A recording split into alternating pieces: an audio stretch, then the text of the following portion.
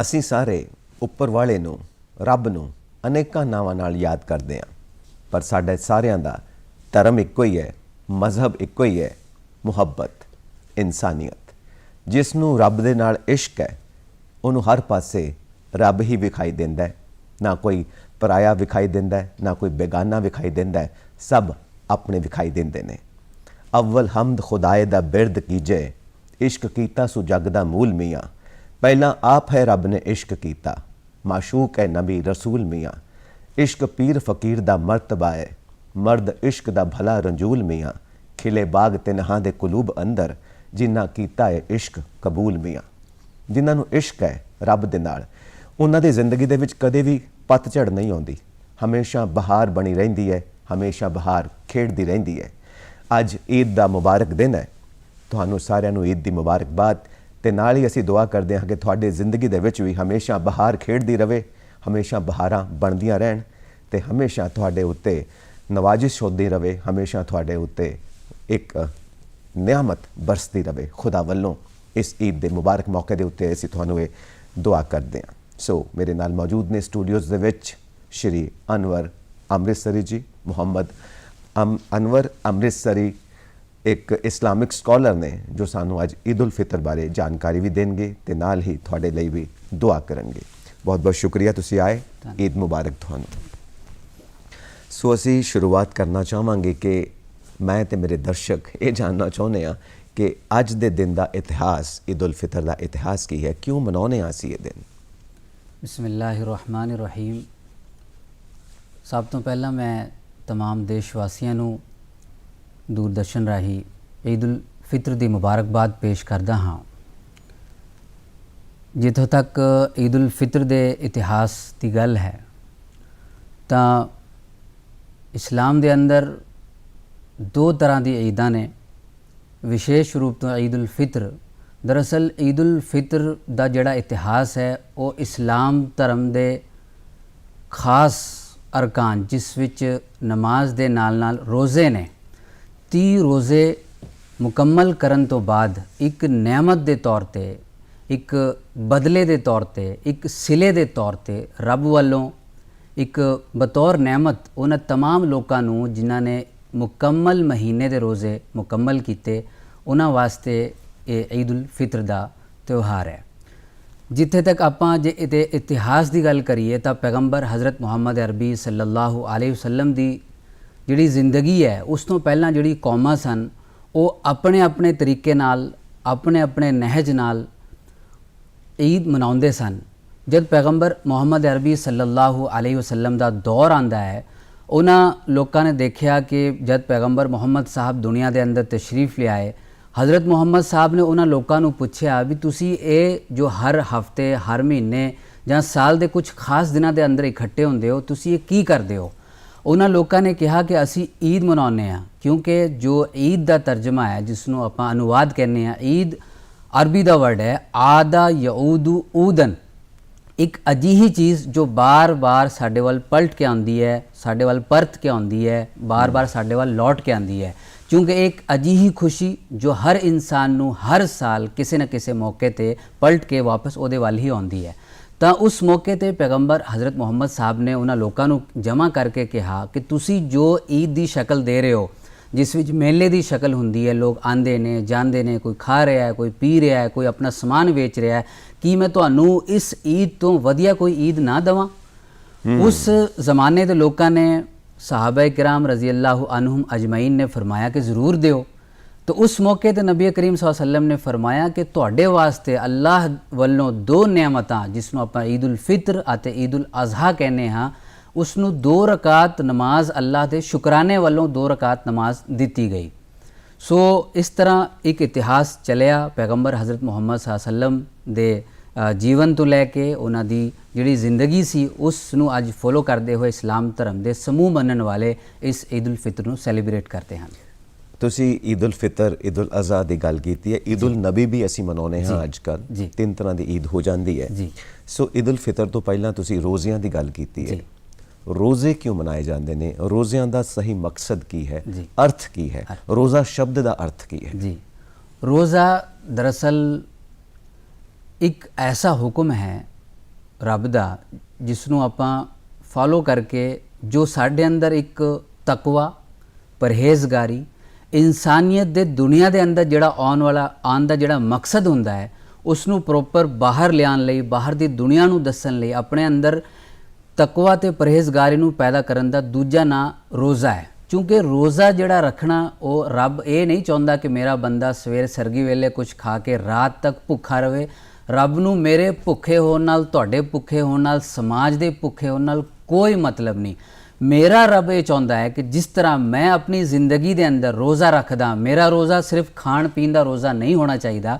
ਜਦੋਂ ਮੈਂ ਰੋਜ਼ੇਦਾਰ ਬਣ ਗਿਆ ਮੇਰੇ ਅੱਖ ਦਾ ਵੀ ਰੋਜ਼ਾ, ਮੇਰੇ ਕੰਨ ਦਾ ਵੀ ਰੋਜ਼ਾ, ਮੇਰੇ ਮੂੰਹ ਦਾ ਵੀ ਰੋਜ਼ਾ, ਮੇਰੇ ਸਿਰ ਤੋਂ ਲੈ ਕੇ ਪੈਰ ਤੱਕ ਹਰ ਜਿਸਮ ਦੇ ਹਰ ਅੰਗ ਦਾ ਰੋਜ਼ਾ ਹੁੰਦਾ ਹੈ।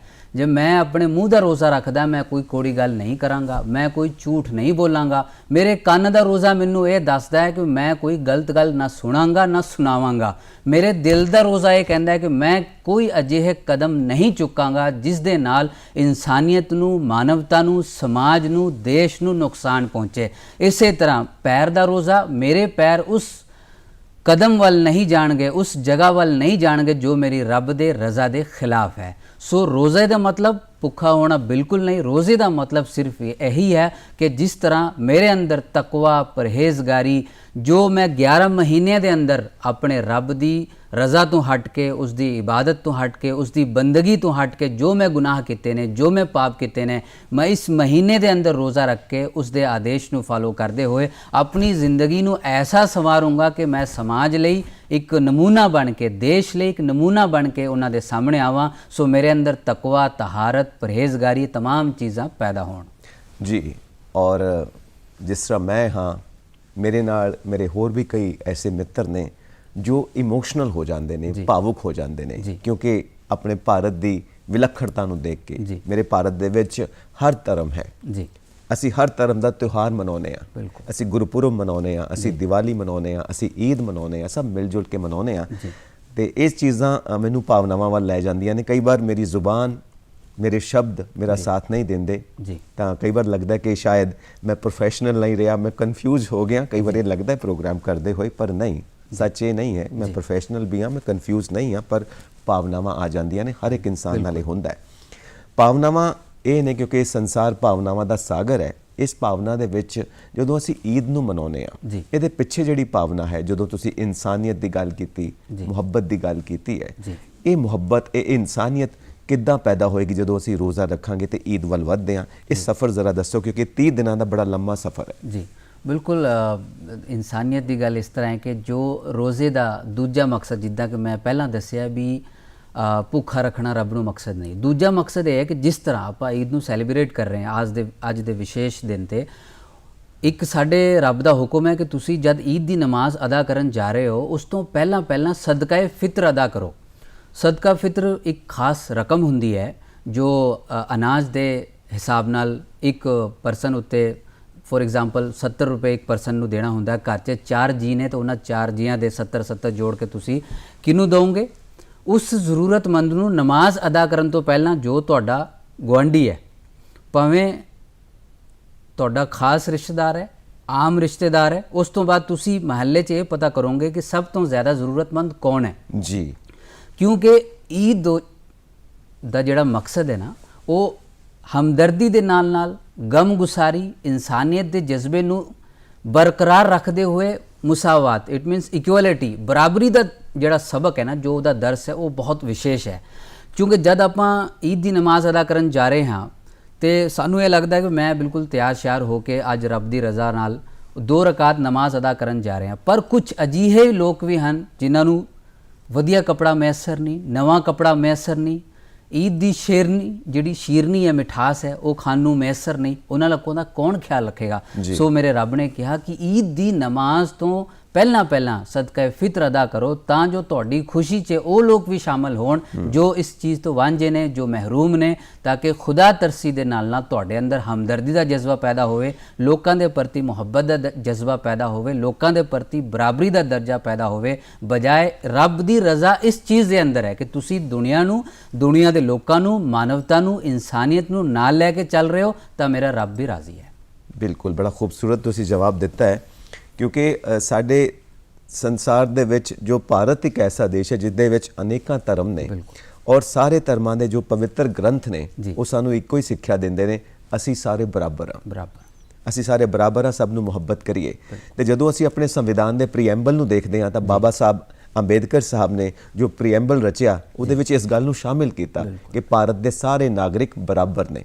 ਬਾਬਾ ਸਾਹਿਬ ਨੇ ਇਸ ਚੀਜ਼ ਨੂੰ ਸਮਝਿਆ ਕਿ ਮੇਰਾ ਦੇਸ਼ ਧਰਮਾਂ ਦਾ ਦੇਸ਼ ਹੈ, ਵੱਖੋ-ਵੱਖ ਧਰਮਾਂ ਦਾ ਦੇਸ਼ ਹੈ, ਤਾਂ ਸਾਰੇ ਧਾਰਮਿਕ ਗ੍ਰੰਥਾਂ ਦੀ ਜੋ ਕਹਿ ਸਕਦੇ ਹਾਂ ਸਿੱਖਿਆ ਹੈ ਉਸ ਨੂੰ ਪ੍ਰੀਐਂਬਲ ਦੇ ਵਿੱਚ ਸ਼ਾਮਿਲ ਕੀਤਾ। ਸੋ ਅਸੀਂ ਅੱਗੇ ਵਧਦੇ ਹਾਂ। ਸੋ ਜਦੋਂ ਅਸੀਂ ਰੋਜ਼ਾ ਅਸੀਂ 30 ਰੋਜ਼ੇ ਰੱਖੇ ਤਾਂ ਇਹ ਬੜੇ ਸਖਤ ਨੇ ਕਿਉਂਕਿ ਸਾਰਾ ਦਿਨ ਤੁਸੀਂ ਪਾਣੀ ਵੀ ਨਹੀਂ ਪੀਣਾ। ਇਹ ਬੜਾ ਜਿਗਰੇ ਵਾਲਾ ਇਨਸਾਨ, ਬੜੀ ਹਿੰਮਤ ਵਾਲਾ ਇਨਸਾਨ ਕਰ ਸਕਦਾ, ਜਦੋਂ ਤੱਕ ਉੱਪਰ ਵਾਲੇ ਦੀ ਬਖਸ਼ਿਸ਼ ਨਾ ਹੋਵੇ ਤੁਸੀਂ ਨਹੀਂ ਕਰ ਸਕਦੇ ਹੋ। ਸੋ ਇਸ ਦੌਰਾਨ ਜਦੋਂ 30 ਦਿਨ ਦਾ ਰੋਜ਼ਾ ਰੱਖਦੇ ਨੇ ਤਾਂ ਇਹ ਸਾਰਾ ਪ੍ਰੋਸੈਸ ਕੀ ਰਹਿੰਦਾ, ਕਿੰਨੇ ਵਜੇ ਸਵੇਰੇ ਉੱਠਣਾ ਹੈ ਔਰ ਕਿੰਨੇ ਵਜੇ ਸ਼ਾਮ ਨੂੰ ਸੋਣਾ ਹੈ, ਤਾਂ ਕਿੰਨੇ ਵਜੇ ਸਵੇਰੇ ਕਿੰਨੇ ਵਜੇ ਤੱਕ ਤੁਸੀਂ ਖਾ ਪੀ ਸਕਦੇ ਹੋ ਜਿਹਨੂੰ ਤੁਸੀਂ ਸਹਿਰੀ ਕਹਿੰਦੇ ਹੋ, ਸਰਗੀ ਵੇਲਾ, ਔਰ ਸ਼ਾਮ ਨੂੰ ਜਦੋਂ ਤੁਸੀਂ ਭੋਜਨ ਕਰਨਾ ਹੈ, ਰੋਜ਼ਾ ਖੋਲ੍ਹਣਾ ਹੈ, ਥੋੜਾ ਉਹ ਵੀ ਤਫਸੀਲ 'ਚ ਦੱਸੋ। ਹਾਂ ਬਿਲਕੁਲ, ਜਿਹੜੇ 30 ਰੋਜ਼ੇ ਅੱਜ ਤਾਂ ਮਾਸ਼ਾਅੱਲਾ ਰੋਜ਼ੇ ਮੁਕੰਮਲ ਹੋਏ ਨੇ। ਜਿਹੜਾ 30 ਰੋਜ਼ਿਆਂ ਦਾ ਸਮਾਂ ਤੁਸੀਂ ਜਿਹਨੂੰ ਆਪਾਂ ਸਰਗੀ ਦਾ ਵੇਲਾ ਕਹਿੰਦੇ ਹਾਂ, ਸਹਿਰੀ ਵੀ ਕਹਿੰਦੇ ਨੇ, ਕਿਉਂਕਿ ਸਹਿਰੀ ਅਰਬੀ ਦਾ ਵਰਡ ਹੋ ਗਿਆ, ਸਰਬੀ ਸਾਡੇ ਪੰਜਾਬੀਆਂ ਦੀ ਜ਼ੁਬਾਨ ਹੈ। ਤੇ ਇੱਕ ਵਿਸ਼ੇਸ਼ ਟਾਈਮ ਟੇਬਲ ਤਿਆਰ ਹੁੰਦਾ ਹੈ ਤੇ ਉਸ ਵਿਸ਼ੇਸ਼ ਟਾਈਮ ਟੇਬਲ ਦੇ ਅਨੁਸਾਰ ਇੱਕ ਪੂਰੇ 30 ਦਿਨਾਂ ਦਾ ਇੱਕ ਚਾਰਟ ਹੁੰਦਾ ਹੈ। ਉਸ 30 ਦਿਨਾਂ ਦੇ ਚਾਰਟ ਦੇ ਮੁਕਾਬਲੇ 'ਚ ਜਿਵੇਂ ਆਪਾਂ ਲਾਸਟ ਟਾਈਮ ਜਿਹੜਾ ਸੀਗਾ ਸਾਡਾ 4:15 ਤੋਂ ਪਹਿਲਾਂ ਆਪਾਂ ਕੁਛ ਨਾ ਕੁਛ ਖਾਣਾ ਹੁੰਦਾ ਹੈ। ਖਾਣ ਦਾ ਮਕਸਦ ਇਹ ਨਹੀਂ ਕਿ ਤੁਸੀਂ ਇੰਨਾ ਰੱਜ ਕੇ ਖਾ ਲਓ ਵੀ ਪੂਰੇ ਦਿਨ ਤੁਸੀਂ ਫਿਰ ਨੀਂਦ ਦੀ ਆਗੋਸ਼ 'ਚ ਚਲੇ ਜਾਓ, ਇੰਨਾ ਨਹੀਂ, ਸਿਰਫ ਇੰਨਾ ਜਿਸ ਦੇ ਨਾਲ ਤੁਹਾਡਾ ਜਿਸਮ ਚੱਲ ਸਕੇ। ਕਿਉਂਕਿ ਜਦ ਅਸੀਂ ਕੁਛ ਭੁੱਖ ਦੇ ਨਾਲ ਚਲਾਂਗੇ ਤੁਰਾਂਗੇ ਤਾਂ ਸਾਨੂੰ ਮੇਰਾ ਰੱਬ ਯਾਦ ਆਏਗਾ। ਜਦ ਅਸੀਂ ਬਿਲਕੁਲ ਸ਼ਿਕਮ ਸੇਰ ਹੋਵਾਂਗੇ, ਸਾਡਾ ਪੇਟ ਬਿਲਕੁਲ ਭਰਿਆ ਹੋਏਗਾ ਤਾਂ ਸਾਨੂੰ ਨੀਂਦ ਤੋਂ ਇਲਾਵਾ ਦੁਨੀਆ ਦੀ ਕੋਈ ਚੀਜ਼ ਨਜ਼ਰ ਨਹੀਂ ਆਊਗੀ। ਸੋ ਇਸੇ ਤਰ੍ਹਾਂ ਇੱਕ ਸਮਾਂ ਸਾਡੇ ਜਿਹੜੇ ਇਸਲਾਮਿਕ ਰੂਲਸ ਨੇ ਉਹਨਾਂ ਦੇ ਹਿਸਾਬ ਨਾਲ ਇੱਕ ਸਮਾਂ ਬੱਝਿਆ ਹੁੰਦਾ ਹੈ, ਸਹਿਰੀ ਦਾ ਵੀ ਤੇ ਇਫਤਾਰ ਦਾ ਵੀ। ਬਿਲਕੁਲ, ਇਫਤਾਰ ਕਿਉਂਕਿ ਸੂਰਜ ਛੁਪਣ ਦੇ ਤਕਰੀਬਨ ਕੁਝ ਹੀ ਮਿੰਟਾਂ ਬਾਅਦ ਅਸੀਂ ਇਫਤਾਰ ਕਰ ਲੈਂਦੇ ਹਾਂ। ਇਫਤਾਰ ਵਿੱਚ ਵਿਸ਼ੇਸ਼ ਰੂਪ ਤੇ ਖਜੂਰ ਦੀ ਬੜੀ ਅਹਿਮੀਅਤ ਹੈ, ਕਿਉਂਕਿ ਪਿਆਰੇ ਨਬੀ ਹਜ਼ਰਤ ਮੁਹੰਮਦ ਸਾਹਿਬ ਦੀ ਜਿਹੜੀ ਜੀਵਨੀ ਹੈ, ਕਿਉਂਕਿ ਉਸ ਸਮੇਂ ਇੰਨੀ ਫਰਾਵਾਨੀ ਨਹੀਂ ਸੀ ਕਿ तमाम ਦੁਨੀਆ ਦੇ ਫਰੂਟਸ ਹੋਣ, ਇਹ ਹੋਣ, ਉਹ ਹੋਣ, ਇਸ ਤਰ੍ਹਾਂ ਦੀ ਕੋਈ ਚੀਜ਼ ਨਹੀਂ ਸੀ। ਇੱਕ ਕਹਿੰਦੇ ਵੀ ਪਾਣੀ ਦਾ ਇੱਕ ਗਲਾਸ ਨਾਲ ਇੱਕ ਖਜੂਰ ਹੋਣਾ ਚਾਹੀਦਾ ਹੈ। ਇਹ तमाम ਲੋਕਾਂ ਨੂੰ ਮੈਸਰ ਹੋ ਸਕਦੀ ਹੈ ਕਿ ਅਜਿਹੀ ਚੀਜ਼ ਹੈ ਕਿ ਉਹਦੇ ਨਾਲ ਅਸੀਂ ਇਫਤਾਰ ਕਰ ਸਕਦੇ ਹਾਂ। ਬਾਕੀ ਰੱਬ ਨੇ ਜਿਸ ਨੂੰ ਜਿਹੜੀ ਨਿਆਮਤਾਂ ਦਿੱਤੀਆਂ ਉਸ ਨਿਆਮਤ ਦਾ ਸ਼ੁਕਰਾਨਾ ਕਰਦੇ ਹੋਏ ਉਸ ਦੇ ਨਾਲ ਇਫਤਾਰ ਕਰਿਓ।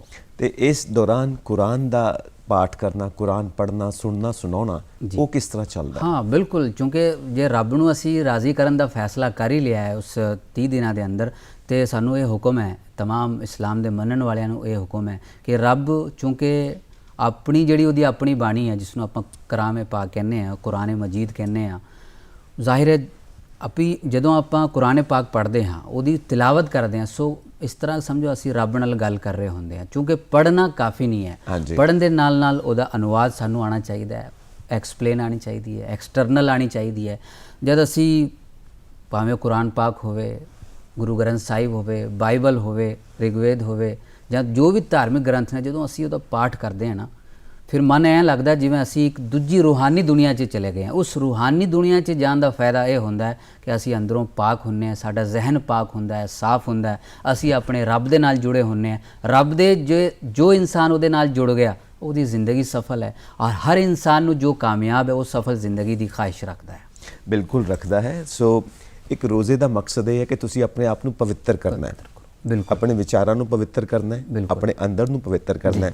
ਇੱਕ ਇਹਦਾ ਇਹ ਐਸਪੈਕਟ ਵੀ ਹੈ ਕਿ ਤੁਸੀਂ ਫਿਜ਼ੀਕਲੀ ਵੀ ਫਿੱਟ ਹੋ ਜਾਂਦੇ ਹੋ। ਜਦੋਂ ਤੁਸੀਂ 30 ਦਿਨ ਰੋਜ਼ਾ ਰੱਖਦੇ ਹੋ ਤਾਂ ਤੁਹਾਡਾ ਸਾਰਾ ਸਿਸਟਮ ਜੋ ਹੈ ਜਿਸਮ ਦਾ, ਅੰਦਰ ਦਾ, ਉਹ ਵੀ ਸਾਫ਼ ਸੁਥਰਾ ਹੋ ਜਾਂਦਾ, ਬਿਲਕੁਲ ਫਿਟਨੈਸ ਹੋ ਜਾਂਦੀ ਹੈ। ਮੈਂ ਠੀਕ ਕਹਿ ਰਿਹਾ? ਬਿਲਕੁਲ ਬਿਲਕੁਲ, ਸਾਇੰਸ ਵੀ ਇਹੀ ਕਹਿੰਦਾ ਹੈ। ਸਾਇੰਸ ਅੱਜ ਇਸ ਨਤੀਜੇ 'ਚ ਪਹੁੰਚੀ ਹੈ ਕਿ ਭਾਵੇਂ ਵਰਤ ਕਿਸੇ ਵੀ ਧਰਮ ਦਾ ਹੋਵੇ, ਤੁਸੀਂ ਦੇਖਿਆ ਹੁਣ ਹੋਰ ਵੀ ਧਰਮਾਂ 'ਚ ਲੋਕ ਵਰਤ ਰੱਖਦੇ ਨੇ, ਉਹ ਸਿਰਫ ਦਿਮਾਗ ਤੋਂ ਲੈ ਕੇ ਪੈਰ ਤੱਕ ਦੀ ਜਿਹੜੀ ਨਸਾਂ ਉਸ ਦੌਰਾਨ ਕੰਮ ਕਰਦੀਆਂ ਨੇ ਬਹੁਤ ਹੀ ਵਧੀਆ ਤਰੀਕੇ ਨਾਲ। ਸਾਇੰਸ ਨੇ ਇਸ ਗੱਲ ਨੂੰ ਤਸਦੀਕ ਕੀਤਾ ਹੈ ਕਿ ਹਾਂ ਬਿਲਕੁਲ ਵਾਕਈ ਇਹ ਚੀਜ਼ ਤੇ ਸਾਨੂੰ 1 ਮਹੀਨੇ ਵਾਸਤੇ ਨਹੀਂ, ਇਹ ਤਾਂ ਮਹੀਨਾ ਸਾਡੇ ਵਾਸਤੇ ਇੱਕ ਪ੍ਰੈਕਟੀਕਲ ਹੈ ਜੀ, ਪ੍ਰੈਕਟੀਕਲ ਲਾਈਫ ਪੂਰੇ 12 ਮਹੀਨੇ ਦੀ। ਜੋ ਵੀ ਤੁਸੀਂ ਦੇਖੋਗੇ ਸਾਧੂ ਸੰਤ ਪੀਰ ਫਕੀਰ ਜਾਂ ਵੱਡੇ ਵਲੀ ਕਾਮਲ ਹੋਏ ਨੇ, ਉਹ ਇੱਦਾਂ ਕਰਦੇ ਕਿ ਉਹਨਾਂ ਨੇ ਇੱਕ ਰੂਟੀਨ ਆਪਣੀ ਜ਼ਿੰਦਗੀ ਦਾ ਬਣਾਇਆ ਹੋਇਆ ਕਿ ਕੁਝ ਦਿਨ ਅਸੀਂ ਰੋਜ਼ੇ ਦੇ ਨਾਲ ਰਹਾਂਗੇ, ਕਿਸੇ ਵੀ ਸ਼ਕਲ 'ਚ ਤੇ ਕੁਛ ਦਿਨਾਂ ਨਾਲ ਅਸੀਂ ਖਾਣ ਪਾਣ ਕਰਾਂਗੇ।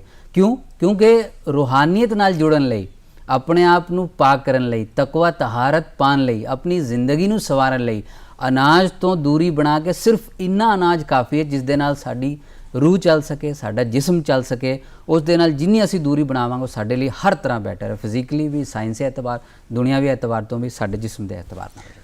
ਕੁਝ ਲੋਕ ਨੇ ਜੋ ਰੋਜ਼ਾ ਨਹੀਂ ਰੱਖ ਸਕਦੇ, ਜੀ। ਉਹਨਾਂ ਨੂੰ ਛੋਟ ਵੀ ਮਿਲਦੀ ਹੈ ਕਿ ਤੁਸੀਂ ਜੇ ਨਹੀਂ ਰੱਖ ਸਕਦੇ ਤਾਂ ਨਾ ਰੱਖੋ। ਉਹਨਾਂ ਬਾਰੇ ਥੋੜਾ ਦੱਸ ਦਿਓ ਕਿ ਕਈ ਬਜ਼ੁਰਗ ਨੇ, ਜੀ। ਬੱਚੇ ਨੇ, ਕੁਝ ਬਿਮਾਰ ਲੋਕ ਨੇ। ਜੀ हाँ बिल्कुल, इस्लाम धर्म चूँकि जबर का ना नहीं, जुल्म जबर बिल्कुल इस्लाम च नहीं।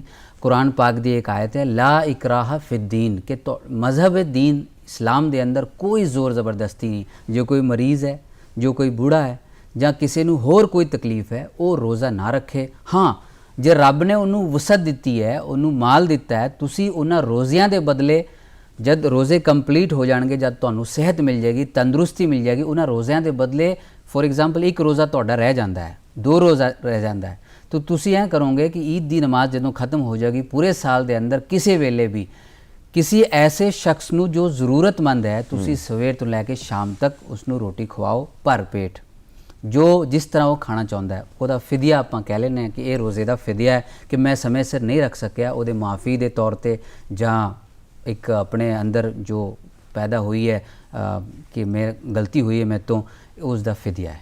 ਫਿਦਿਆ ਹੈ, ਬਿਲਕੁਲ। ਜਦੋਂ ਅਸੀਂ ਈਦ ਉਲ ਫਿਤਰ ਮਨਾਉਂਦੇ ਹਾਂ, ਫਿਤਰ ਦਾ ਜੋ ਅਰਥ ਹੈ ਉਹ ਇਹ ਵੀ ਹੈ ਕਿ ਦੂਸਰੇ ਦੀ ਮਦਦ ਕਰਨਾ, ਦੂਸਰੇ ਨੂੰ ਫਿਤਰਾਨਾ ਦੇਣਾ, ਦੂਸਰੇ ਨੂੰ ਜਿਵੇਂ ਆਪਾਂ ਕਹਿੰਦੇ ਆ ਦਾਨ ਦੇਣਾ, ਜਿਸੇ ਜ਼ਰੂਰਤਮੰਦ ਦੇ ਨਾਲ ਖੜੇ ਹੋਣਾ। ਇਹਦਾ ਸ਼ਾਬਦਿਕ ਅਰਥ ਇਹ ਵੀ ਹੋ ਸਕਦਾ ਹੈ? ਬਿਲਕੁਲ ਨਹੀਂ, ਦਰਅਸਲ ਫਿਤਰ ਅਰਬੀ ਦਾ ਵਰਡ ਹੈ। ਫਿਤਰ ਮੀਨਸ ਖੋਲਣਾ।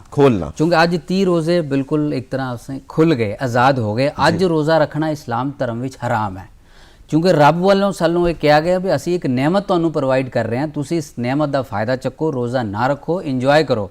ਜੇ ਇਸ ਦਿਨ ਕੋਈ ਰੋਜ਼ਾ ਰੱਖਦਾ ਹੈ ਸਮਝੋ ਹਰਾਮ ਕੰਮ ਕਰ ਰਿਹਾ ਹੈ। ਫਿਤਰ ਖੋਲਣਾ, ਰੋਜ਼ਾ ਖੁੱਲ ਗਿਆ। ਤੁਸੀਂ ਕੀਤੀ ਇਨਸਾਨੀਅਤ ਦੀ ਹਮਦਰਦੀ ਦੀ ਗੱਲ, ਤੇ ਬੇਸ਼ੱਕ ਰੋਜ਼ੇ ਦਾ ਮਕਸਦ, ਈਦ ਦਾ ਮਕਸਦ, ਈਦ ਦੀ ਨਮਾਜ਼ ਦਾ ਮਕਸਦ ਗਮਗੁਸਾਰੀ, ਹਮਦਰਦੀ, ਯਤੀਮਾਂ ਨਾਲ ਮੁਹੱਬਤ, ਬੇਵਾਵਾਂ ਨਾਲ ਮੁਹੱਬਤ, ਮਿਸਕੀਨਾਂ ਨਾਲ ਮੁਹੱਬਤ, तमाम वो लोग जो दुनिया के अंदर तुहानू लगते हैं कि ये लोड़वंद ने, जरूरतमंद ने, बेसहारा ने, उन्होंने तमाम लोगों को गलवकड़ी पा के अगे लैके जाना। मैनू तुहाडे गल दे नाल एक गल चेते आ गई कि प्यारे नबी हज़रत मुहम्मद सल्लल्लाहु अलैहि वसल्लम जो इस कायनात दे इस्लाम धर्म विच बहुत उच्चा मकाम रखते हैं कि अल्लाह की ज़ात तो बाद अगर जे कोई ज़ात है तो प्यारे नबी की ज़ात है। ईद का दिन सी, घरों बाहर जा रहे सी, एक ऐसा नबी जिस दे वजूद दे नाल कायनात दा वजूद है, जिस तरह के इस्लाम धर्म का मानना है। उन्हें देखा कि एक छोटा जा बच्चा रो रहा है।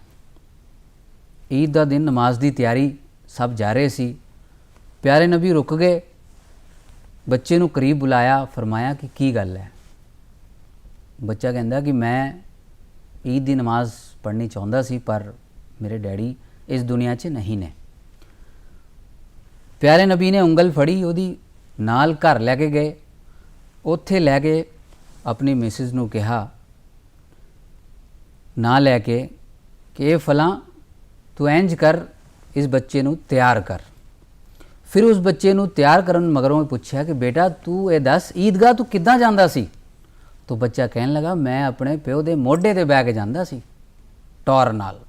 प्यारे नबी झुक गए, उस बच्चे ਨੂੰ ਮੋਢੇ ਤੇ ਉਠਾਇਆ, ਉਹਨੂੰ ਈਦਗਾਹ ਲੈ ਕੇ ਗਏ।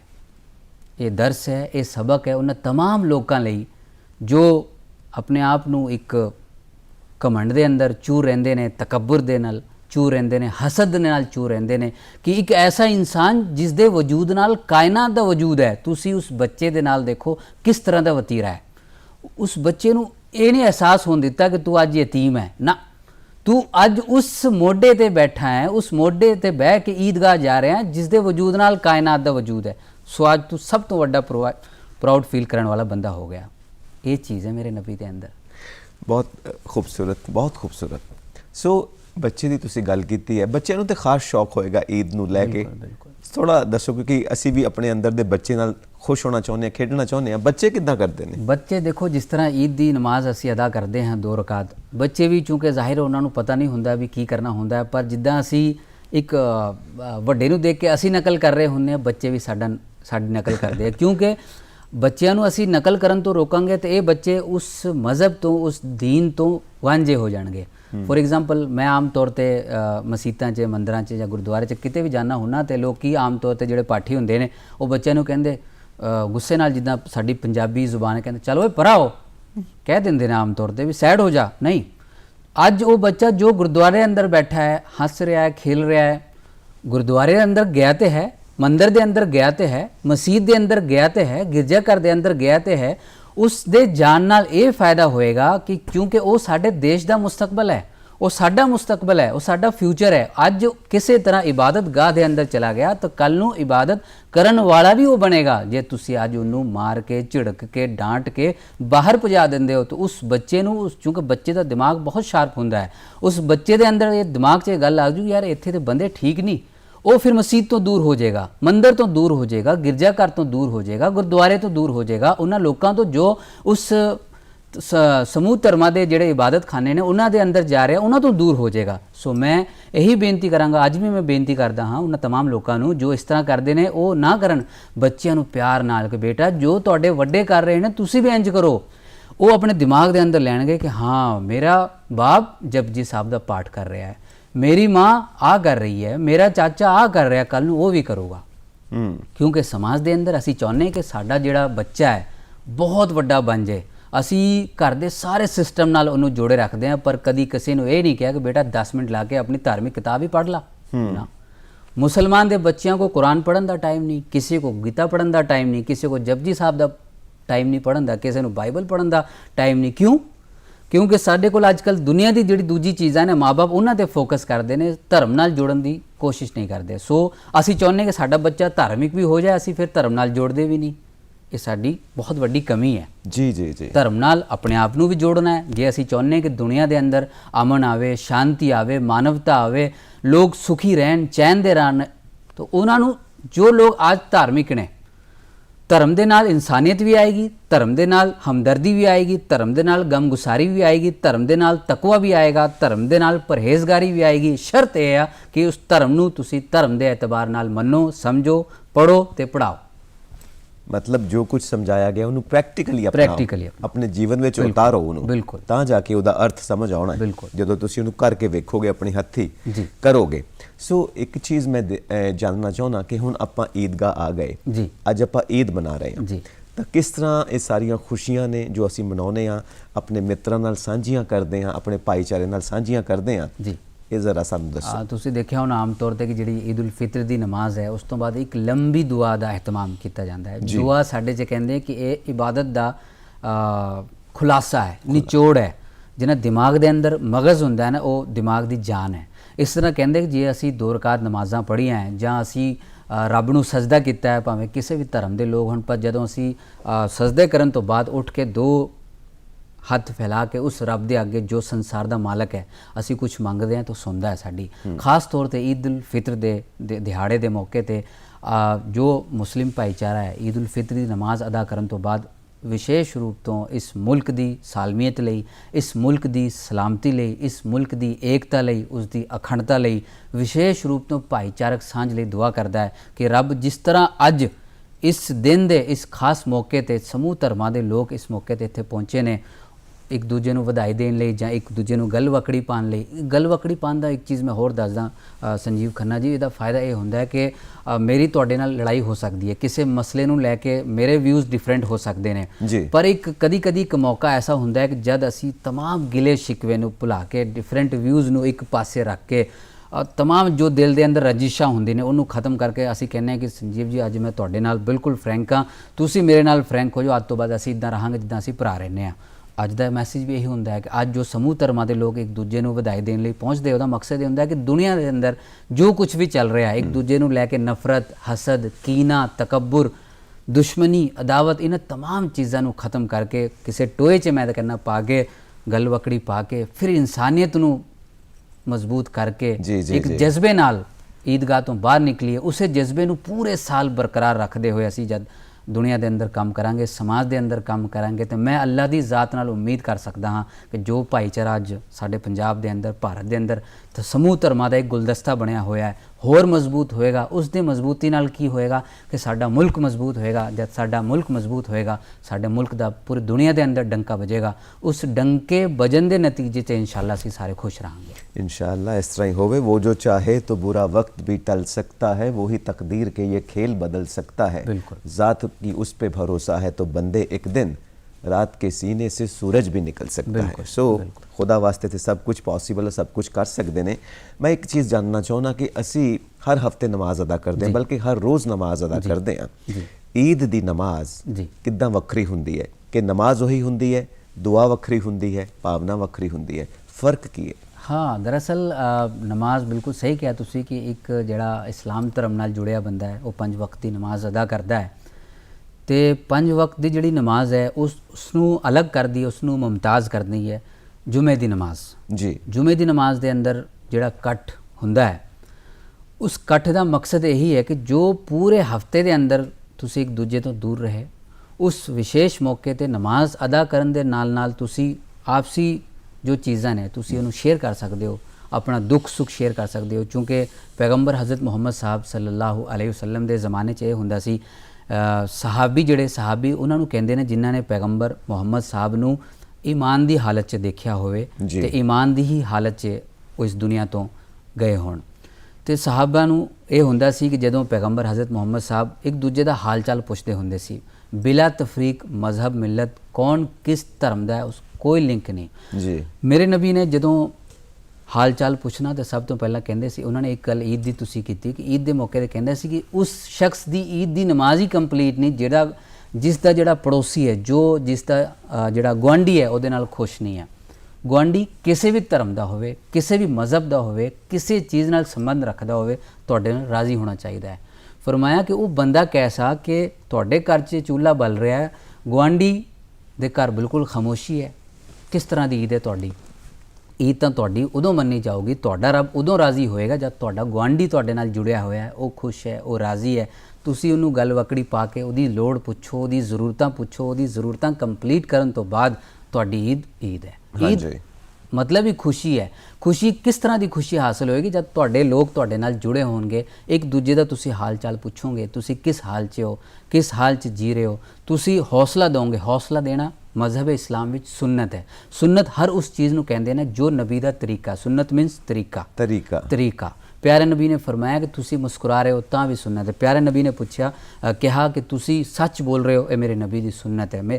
प्यारे नबी ने कहा कि तुसी पड़ोसियों का ख्याल रख रहे हो, मेरे नबी की सुन्नत है। प्यारे नबी ने कहा कि किसी भी धर्म के लोगों का जदों जनाजा जा रहा होवे तुसी उहदे सन्मान च खड़े हो रहे हो, ये भी मेरे नबी का तरीका है। क्योंकि पैगंबर मुहम्मद साहब के जीवन के अंदर कई ऐसे वाक़यात होए ने, तुहानूं याद होएगा कि एक बुढ़ी जो पैगंबर मुहम्मद साहब की सिक्ख्यावां नूं अपने अंदर ना लैके बार बार कहती सी कि मुहम्मद दुनिया के अंदर जो भी आज तक आया पैगंबर मुहम्मद जैसा अरबी बंदा कोई नहीं आया। क्यों? उसकी वजह यही सी कि जो बार बार पैगंबर मुहम्मद साहब के उत्ते कूड़ा सुट रहा है, मुहम्मद की फरमा रहे ने, वो फरमा रहे हैं कि रब तेनू राज़ी रखे, रब तेनू खुश रखे। असी किसी नूं वट्टा मारी उपरों वो कहे यार तू जींदा रहे, बहुत वड्डी गल हुंदी है। ये मेरे समाज लई एक दर्स है, एक सबक है, सिक्ख्या है मेरे नबी दी उन्हें तमाम लोगों लिए जो इस्लाम नूं फॉलो करते हैं, इस्लाम के दावेदार ने। इस्लाम का दावेदार होना काफ़ी नहीं है। असी इस्लाम मुसलमान के घर पैदा हो गए, ये काफ़ी नहीं है। पैगंबर मुहम्मद सल्लम की जिहड़ी जीवनी है उन्हां दे नाल नाल समूह धर्मां दे जिहड़े बानी होए ने उन्हां दी जिहड़ी जीवनी है, जो उन्हां दे समूह धर्मां दे पाक ग्रंथ ने, उन्हां नूं जद असीं पढ़ांगे ना तो साडी दुनिया बदल जाएगी। उन्हां दी सिक्ख्यावां जदों असीं निचोड़ कड्डांगे, जो उन्हां दा खुलासा है वो कड्डांगे तो सानूं इकसानियत मिलेगी, इक्वलिटी मिलेगी। सानूं ऐ लगेगा कि यार धर्म ने जो ग्रंथ सानू दिते हैं ना तो बेशक आज बाइबल है, गीता है, श्री गुरु ग्रंथ साहिब है, कुरान पाक है, लेकिन जो सिक्ख्यावां ने वो मैनूं नहीं लगता कि किसी भी तरह अड ने ਵੱਖਰੀਆਂ नहीं हैगियां। बिल्कुल। क्योंकि जिन्ने भी ਅਸੀਂ ग्रंथ पढ़ते हाँ जी सब ਦਾ ਨਿਚੋੜ ਵੇਖੀਏ ਤਾਂ ਇੱਕੋ ਹੀ ਨਿਕਲਦਾ ਹੈ। ਕੋਈ ਧਰਮ ਨਹੀਂ ਕਹਿੰਦਾ ਝੂਠ ਬੋਲੋ जी, ਕੋਈ ਧਰਮ ਨਹੀਂ ਕਹਿੰਦਾ ਕਿ ਆਪਣੇ ਪੜੋਸੀ ਨਾਲ ਨਫ਼ਰਤ ਕਰੋ जी, ਕੋਈ ਧਰਮ ਨਹੀਂ ਕਹਿੰਦਾ ਕਿ ਉੱਠੋ ਕਿਸੇ ਨਾਲ ਲੜੋ ਕਿਸੇ ਨੂੰ ਮਾਰੋ, ਕੋਈ ਨਹੀਂ ਕਹਿੰਦਾ। ਸਾਰੇ ਧਰਮ ਕਹਿੰਦੇ ਨੇ ਪਿਆਰ ਮੁਹੱਬਤ ਨਾਲ ਜੀਓ, ਮਿਲ ਕੇ ਜੀਓ, ਆਪਸ ਵਿੱਚ ਭਾਈਚਾਰਾ ਹੋਵੇ, ਸਾਂਝੀਵਾਲਤਾ ਹੋਵੇ। ਇਹੀ ਸੰਦੇਸ਼ ਭਾਰਤ ਦੀ ਧਰਤੀ ਤੋਂ ਪੂਰੇ ਸੰਸਾਰ ਨੂੰ ਜਾਂਦਾ। ਤਾਂ ਸਾਰੇ ਧਰਮਾਂ ਦੀ ਜਦੋਂ ਸਿੱਖਿਆ ਇੱਕ ਹੈ ਤਾਂ ਸਾਡਾ ਸਾਰਿਆਂ ਦਾ ਧਰਮ ਇੱਕੋ ਹੀ ਹੈ, ਇਨਸਾਨੀਅਤ ਮੁਹੱਬਤ। ਇਹੀ ਸਾਨੂੰ ਸਾਡਾ ਭਾਰਤ, ਸਾਡੇ ਭਾਰਤ ਦਾ ਸੱਭਿਆਚਾਰ ਸਿਖਾਉਂਦਾ ਹੈ। ਸੋ ਈਦ ਦੇ ਉੱਤੇ ਜਦੋਂ ਅਸੀਂ ਕੁਰਾਨ ਦਾ ਪਾਠ ਕਰਦੇ ਹਾਂ, ਕੁਰਾਨ ਪੜ੍ਹਦੇ ਹਾਂ, ਜੀ। ਤਾਂ ਉਹਦੇ ਵਿੱਚ ਕੁਝ ਖਾਸ ਆਇਤਾਂ ਨੇ ਜੋ ਸਿਰਫ ਈਦ ਦੇ ਦਿਨ ਦੇ ਉੱਤੇ ਪੜ੍ਹੀਆਂ ਜਾਂਦੀਆਂ ਨੇ, ਜਾਂ ਨਾਰਮਲ ਕਿਤੋਂ ਵੀ ਅਸੀਂ ਕੁਝ ਵੀ ਪੜ੍ਹ ਸਕਦੇ ਹਾਂ? हाँ, नमाज ਦੇ ਅੰਦਰ ਕੁਰਾਨ ਪਾਕ ਜ਼ਾਹਿਰ ਹੈ ਜੋ ਪਹਿਲਾਂ ਸੀ ਅੱਜ ਵੀ ਉਹੀ ਹੈ। ਕੁਰਾਨ ਪਾਕ ਦੀ ਤਿਲਾਵਤ ਕਰਦੇ ਹਾਂ ਨਮਾਜ਼ ਦੇ ਅੰਦਰ, ਲੇਕਿਨ ਨਮਾਜ਼ ਤੋਂ ਬਾਅਦ ਜੋ ਇਮਾਮ ਸਾਹਿਬਾਨ ਹੁੰਦੇ ਨੇ, ਜੋ ਸਾਡੇ ਆਗੂ ਹੁੰਦੇ ਨੇ, ਜਿਨ੍ਹਾਂ ਦੀ ਅਗਵਾਈ 'ਚ ਅਸੀਂ ਨਮਾਜ਼ ਅਦਾ ਕਰ ਰਹੇ ਹੁੰਦੇ ਨੇ, ਉਹ ਸਪੈਸ਼ਲ ਕੁਝ ਬਿਆਨਾਤ ਹੁੰਦੇ ਉਹਨਾਂ ਦੇ, ਜਿਹਨੂੰ ਆਪਾਂ ਅਰਬੀ 'ਚ ਖੁਤਬਾ ਕਹਿ ਦਿੰਦੇ ਹਾਂ। ਖੁਤਬੇ ਦੇ ਅੰਦਰ ਮਿਸ ਐਡਰੈਸਿੰਗ ਵਰਡਸ ਹੁੰਦੇ ਨੇ ਜੋ ਸਪੈਸ਼ਲੀ ਸਾਨੂੰ ਇੱਕ ਚੀਜ਼ ਦੀ ਯਾਦ ਦਹਾਨੀ ਕਰਾਉਂਦੇ ਨੇ ਕਿ ਜਿਸ ਤਰ੍ਹਾਂ ਅੱਜ ਤੁਹਾਡਾ ਇਹ ਇਕੱਠ ਹੈ, ਜਿਸ ਮਕਸਦ ਲਈ ਤੁਸੀਂ ਅੱਜ ਇੱਥੇ ਇਕੱਠੇ ਹੋਏ ਹੋ, ਉਹ ਸਿਰਫ ਇੱਕ ਦਿਨ ਲਈ ਨਹੀਂ ਹੋਣੇ ਚਾਹੀਦੇ, ਇੱਕ ਵਿਸ਼ੇਸ਼ ਮੌਕੇ 'ਤੇ ਨਹੀਂ ਹੋਣੇ ਚਾਹੀਦੇ। ਸੋ ਜੋ ਅੱਜ ਤੁਹਾਨੂੰ ਸਿੱਖਿਆਵਾਂ ਦਿੱਤੀ ਜਾ ਰਹੀਆਂ ਉਸ ਨੂੰ 12 ਮਹੀਨੇ ਦੀ ਜ਼ਿੰਦਗੀ ਦੇ ਅੰਦਰ ਫਾਲੋ ਕਰੋ, ਲੋਕਾਂ ਨੂੰ ਫਾਲੋ ਕਰਾਓ। ਇਹ ਮੇਨ ਖੁਤਬੇ ਦੇ ਅੰਦਰ ਇਹ ਹੁੰਦਾ ਹੈ। ਜੀ, ਵੈਸੇ ਮੈਂ ਇੱਕ ਚੀਜ਼ ਮਹਿਸੂਸ ਕਰਦਾ ਕਿ ਜੇ ਅਸੀਂ ਅੰਦਰੋਂ ਸਮਝੀਏ, ਸੱਚੇ ਦਿਲੋਂ ਇਸ ਨੂੰ ਅਪਣਾਈਏ, ਤਾਂ ਸਾਡਾ ਹਰ ਦਿਨ ਈਦ ਹੈ। ਬਿਲਕੁਲ, ਅਸੀਂ ਹਰ ਰੋਜ਼ ਈਦ ਮਨਾ ਸਕਦੇ ਹਾਂ, ਅਸੀਂ ਹਰ ਰੋਜ਼ ਗੁਰਪੁਰਬ ਮਨਾ ਸਕਦੇ ਹਾਂ, ਹਰ ਰੋਜ਼ ਅਸੀਂ ਦੀਵਾਲੀ ਮਨਾ ਸਕਦੇ ਹਾਂ, ਹਰ ਰੋਜ਼ ਅਸੀਂ ਕ੍ਰਿਸਮਸ ਮਨਾ ਸਕਦੇ ਹਾਂ। ਇਹ ਸਾਡੇ ਅੰਦਰ ਦੀ ਭਾਵਨਾ ਹੈ ਕਿ ਅਸੀਂ ਅੰਦਰੋਂ ਰੱਬ ਦੇ ਨਾਲ ਕਿੰਨਾ ਕੁ ਜੁੜੇ ਹੋਏ ਹਾਂ। ਬਿਲਕੁਲ। ਸੋ ਇਹ ਭਾਵਨਾਵਾਂ ਸਾਨੂੰ ਲੈ ਕੇ ਚੱਲਦੀਆਂ ਨੇ ਅੱਗੇ ਵੱਲ। ਸੋ ਇਹ ਸਾਰੀਆਂ ਭਾਵਨਾਵਾਂ ਜਦੋਂ ਈਦ ਵਾਲੇ ਦਿਨ ਤੁਸੀਂ ਅਦਾ ਕਰਦੇ ਹੋ, ਈਦਗਾਹ ਜਾਂਦੇ ਹੋ, ਤਾਂ ਉੱਥੇ ਕਿੰਨੀ ਟਾਈਮਿੰਗ ਹੁੰਦੀ ਹੈ? ਸਵੇਰ ਤੋਂ ਸ਼ਾਮ ਤੱਕ ਉੱਥੇ ਹੀ ਰਹਿੰਦੇ ਹੋ, ਜਾਂ ਉੱਥੇ ਕੁਝ ਪਲ ਬਿਤਾਉਣ ਤੋਂ ਬਾਅਦ ਜਾਂ ਕੁਝ ਸਮਾਂ ਬਿਤਾਉਣ ਤੋਂ ਬਾਅਦ ਫਿਰ ਸਾਰੇ ਜਾਣੇ ਆਪਣੇ ਆਪਣੇ ਘਰੋਂ ਘਰੀ ਜਾ ਕੇ ਆਪਣੇ ਮਿੱਤਰਾਂ ਨੂੰ ਸਭ ਨੂੰ ਮਿਲਦੇ ਨੇ? ਇਹ ਕਿਸ ਤਰ੍ਹਾਂ ਰਹਿੰਦਾ ਹੈ ਸਾਰਾ? ਬਿਲਕੁਲ ਬਿਲਕੁਲ। ਈਦ ਦੀ ਜਿਹੜੀ ਨਮਾਜ਼ ਹੈ ਉਹ ਤਾਂ ਇੱਕ ਮਖਸੂਸ ਵਕਤ ਲਈ, ਯਾਨੀ ਕਿ ਅੱਧਾ ਘੰਟਾ ਤਕਰੀਬਨ ਉਹਦੀ ਨਮਾਜ਼ ਹੁੰਦੀ ਹੈ।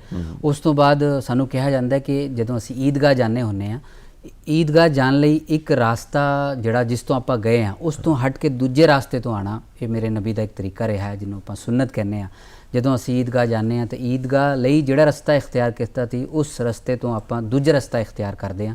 ਈਦ ਦੀ ਨਮਾਜ਼ ਅਦਾ ਕਰਨ ਤੋਂ ਬਾਅਦ ਸ਼ੀਰਨੀ, ਜੋ ਆਪਾਂ ਮਿੱਠੀ ਚੀਜ਼ ਜਿਹਨੂੰ ਕਹਿੰਦੇ ਹਾਂ, ਤਮਾਮ ਲੋਕਾਂ ਨੂੰ, ਆਂਢ ਗੁਆਂਢ ਦੇ ਲੋਕਾਂ ਨੂੰ ਸ਼ਾਮਲ ਕਰਕੇ ਵਿਸ਼ੇਸ਼ ਰੂਪ ਤੋਂ ਇਸ ਦਾ ਆਯੋਜਨ ਕਰਕੇ ਇਹਤਮਾਮ ਕਰਦੇ ਹਾਂ। ਅਤੇ ਕੁਝ ਲੋਕ ਉਸੇ ਦਿਨ ਹੀ ਈਦ ਮਿਲਨ ਸਮਾਰੋਹ ਵੀ ਕਰਦੇ ਨੇ। ਈਦ ਮਿਲਨ ਸਮਾਰੋਹ 'ਚ ਆਮ ਤੌਰ 'ਤੇ ਇਹੀ ਹੁੰਦਾ ਹੈ ਕਿ ਸਮੂਹ ਧਰਮਾਂ ਦੇ ਲੋਕ ਇਕੱਠੇ ਹੋ ਕੇ ਇੱਕ ਆਪਸੀ ਭਾਈਚਾਰਕ ਸਾਂਝ ਨੂੰ ਮਜ਼ਬੂਤੀ ਦੇਣ ਦਾ ਕੰਮ ਕਰਦੇ ਨੇ।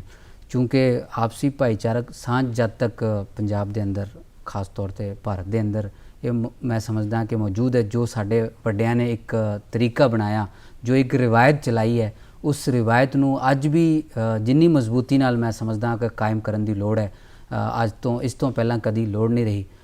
ਕਿਉਂਕਿ ਸਮਾਜ ਹੁਣ ਸਾਡਾ ਜਿਹੜਾ ਹੈ ਟੁੱਟ ਵੱਲ ਜ਼ਿਆਦਾ ਜਾ ਰਿਹਾ ਹੈ। ਇੱਕ ਦੂਜੇ ਨੂੰ ਇਸ ਤਰ੍ਹਾਂ ਪੈਂਦਾ ਹੈ ਜਿਸ ਤਰ੍ਹਾਂ ਬਸ ਇਹ ਸਮਝ ਲਓ ਜਿੱਦਾਂ ਕਹਿੰਦਾ ਪੰਜਾਬੀ 'ਚ ਇੱਟ ਕੁੱਤੇ ਦਾ ਵੈਰ ਹੈ।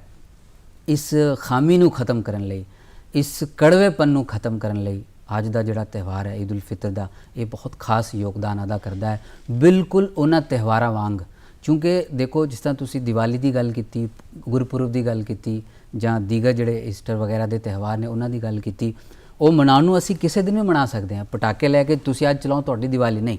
ਉਸ ਨੂੰ ਇੱਕ ਵਿਸ਼ੇਸ਼ ਦਿਨ ਨਾਲ ਕਿਉਂ ਜੋੜਿਆ ਗਿਆ? ਕਿਉਂਕਿ ਸਾਡੀ ਜਿਹੜੀ ਭਾਵਨਾਵਾਂ ਨੇ ਉਸ ਦਿਨ ਨਾਲ ਜੁੜੀ ਹੋਈ ਕਿ ਅੱਜ ਇਹਦਾ ਇੱਕ ਕੁਝ ਇਤਿਹਾਸ ਹੈ ਜੀ। ਉਸ ਇਤਿਹਾਸ ਨੂੰ ਜਦ ਅਸੀਂ ਸਾਹਮਣੇ ਰੱਖਦੇ ਹਾਂ ਕਿ ਇੱਕ ਦੂਜੇ ਨੂੰ ਅਸੀਂ ਸਾਂਝੀ ਵਾਲਤਾ ਦਾ ਪ੍ਰਤੀਕ ਬਣ ਕੇ ਉਹ ਇਕੱਠ ਨੂੰ ਬੁਲਾਉਂਦੇ ਹਾਂ, ਅਤੇ ਉਹ ਇਹ ਹੁੰਦਾ ਕਿ ਅਸੀਂ ਅੱਜ ਤੋਂ ਇਹ ਚੀਜ਼ ਕਰਨਾ ਹੈ, ਇਹ ਚੀਜ਼ ਛੱਡਣੀ ਹੈ, ਅਤੇ ਨੈਕਸਟ ਟਾਈਮ ਅਸੀਂ ਜਿਹੜੀ ਜਨਰੇਸ਼ਨ ਹੈ ਉਹਨੂੰ ਇਹ ਦੱਸਣਾ ਹੈ ਕਿ ਤੁਸੀਂ ਇਸ ਰਿਵਾਇਤ ਨੂੰ ਜੇ ਕਾਇਮ ਰੱਖੋਗੇ ਤਾਂ ਤੁਸੀਂ ਕਾਮਯਾਬ ਹੋ ਸਕਦੇ ਹੋ। ਮੇਨ ਮਕਸਦ ਇਹੀ ਹੁੰਦਾ ਹੈ। तेरी ज़ात पात कुरान में, तेरा दर्श वेद पुराण में, गुरु ग्रंथ जी के बखान में तू प्रकाश अपना दिखा रहा। तू ही राम है, तू रहीम है, तू करीम कृष्ण खुदा हुआ, तू ही वाहे गुरु, तू यशू मसीह, हर नाम में तू समा रहा। यही सांझी वालता है साडी। सो मस्जिदां नूं खास तौर ते तरीके नाल सजाया भी जाता होएगा, खास कर रात ਨੂੰ ਰੋਸ਼ਨੀ ਕੀਤੀ ਜਾਂਦੀ ਹੋਏਗੀ, ਕੁਝ ਅਜਿਹਾ ਵਾਤਾਵਰਣ? ਹਾਂ ਬਿਲਕੁਲ। ਜ਼ਾਹਿਰ ਹੈ ਕਿ ਜਦ ਅਸੀਂ ਈਦ ਦੇ ਅੰਦਰ ਆਪਣੇ ਆਪ ਨੂੰ ਸਜਾ ਰਹੇ ਹਾਂ ਤੇ ਜ਼ਾਹਿਰ ਹੈ ਰੱਬ ਦੇ ਜਿਹੜੇ ਇਬਾਦਤ ਖਾਨੇ ਨੇ ਉਹ ਤਾਂ ਵੱਧ ਮੁਸਤਹਿਕ ਨੇ ਇਸ ਚੀਜ਼ ਦੇ ਕਿ ਉਹਨਾਂ ਨੂੰ ਜ਼ਿਆਦਾ ਸਜਾਇਆ ਜਾਏ। ਕਿਉਂਕਿ ਉਸ ਘਰ ਦੇ ਅੰਦਰ ਜਾ ਕੇ ਅਸੀਂ ਮੱਥਾ ਟੇਕਣਾ ਉਸ ਰੱਬ ਨੂੰ ਜੋ ਕਾਇਨਾਤ ਦਾ ਮਾਲਕ ਹੈ, ਤੇ ਜ਼ਾਹਿਰ ਹੈ ਉਸ ਚੀਜ਼ ਨੂੰ ਵੀ ਇੱਕ ਵੱਡਾ ਤਬਕਾ ਜਿਹੜਾ ਉਹ ਸਜਾਉਂਦਾ ਹੈ। ਕਿਉਂਕਿ ਇੱਕ ਜਜ਼ਬਾ ਜਿਹੜਾ ਬਾਹਰ ਪੈਦਾ ਹੁੰਦਾ ਹੈ ਕਿ ਅੱਜ ਅਸੀਂ ਖਾਸ ਮੌਕਾ, ਉਤਸਵ ਜਿਹੜਾ ਹੈ ਉਸ ਨੂੰ ਅਸੀਂ ਸੈਲੀਬ੍ਰੇਟ ਕਰ ਰਹੇ ਹਾਂ, ਤਾਂ ਯਕੀਨੀ ਤੌਰ 'ਤੇ ਸਜਾਇਆ ਜਾਂਦਾ। ਤੁਸੀਂ ਪੰਜਾਬ ਦੇ ਅੰਦਰ ਤਾਂ ਇੰਨਾ ਖਾਸ ਨਹੀਂ ਹੈ, ਪਰ ਜਿੱਥੇ ਦੂਜੀ ਜਿਹੜੀ ਕੰਟਰੀਜ਼ ਹੈ ਉੱਥੇ ਅਸੀਂ ਦੇਖ ਸਕਦੇ ਹਾਂ ਕਿ ਕੁਝ ਜ਼ਿਆਦਾ ਹੀ ਉਹ ਕਰਦੇ ਨੇ। ਅਤੇ ਚੂੰਕਿ ਇੱਥੇ ਜਿਹੜੇ ਲੋਕ ਨੇ ਥੋੜ੍ਹਾ ਜਿਹਾ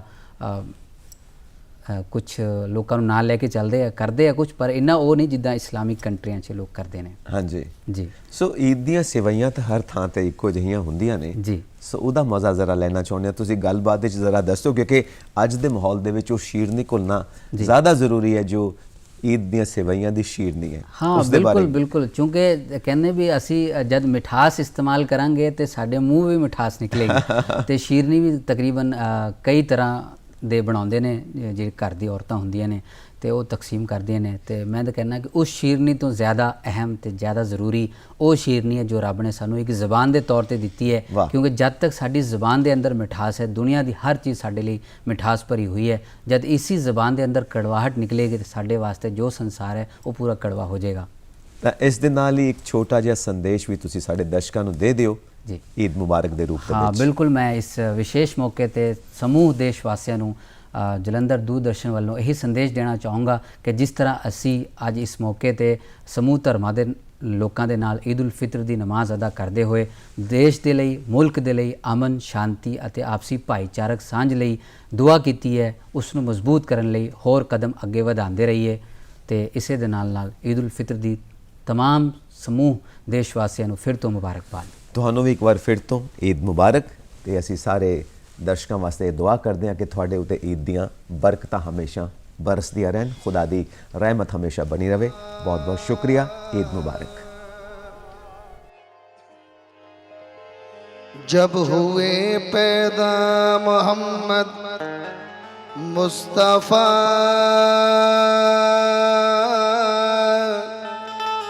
जब हुए पैदा मोहम्मद मुस्तफ़ा तो गोद में लेकर हलीमा ने कहा, आई नसीमें कुए मोहम्मद, आई नसीमें कुए मोहम्मद सल्लल्लाहु अलैहि वसल्लम, आई नसीमें कुए मोहम्मद सल्लल्लाहु अलैहि वसल्लम, आई नसीमें कुए मोहम्मद सल्लल्लाहु अलैहि वसल्लम, आई नसीमें कुए मोहम्मद सल्लल्लाहु अलैहि वसल्लम, खिंचने लगा दिल, खिंचने लगा दिल सूए मोहम्मद, खिंचने लगा दिल सूए मोहम्मद सल्लल्लाहु अलैहि वसल्लम, किसने लगा रे सूए मोहम्मद सल्लल्लाहु अलैहि वसल्लम, किसने लगा रे सूए मोहम्मद सल्लल्लाहु अलैहि वसल्लम, किसने लगा रे सूए मोहम्मद सल्लल्लाहु अलैहि वसल्लम, काबा हमारा, काबा हमारा कुए मोहम्मद सल्लल्लाहु अलैहि वसल्लम, काबा हमारा कुए मोहम्मद सल्लल्लाहु अलैहि वसल्लम, मुसहफ ईमा, मुसहफ ईमा रूए मोहम्मद, मुसहफ ईमा रूए मोहम्मद सल्लल्लाहु अलैहि वसल्लम,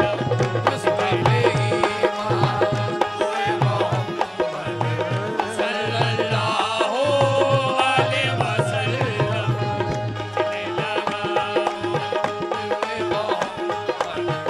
सल्लल्लाहु अलैहि वसल्लम, कितने लगा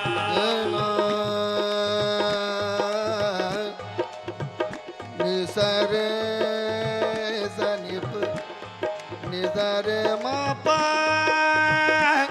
मापा मरे, मापा मरे, नीरे सा सा सा सा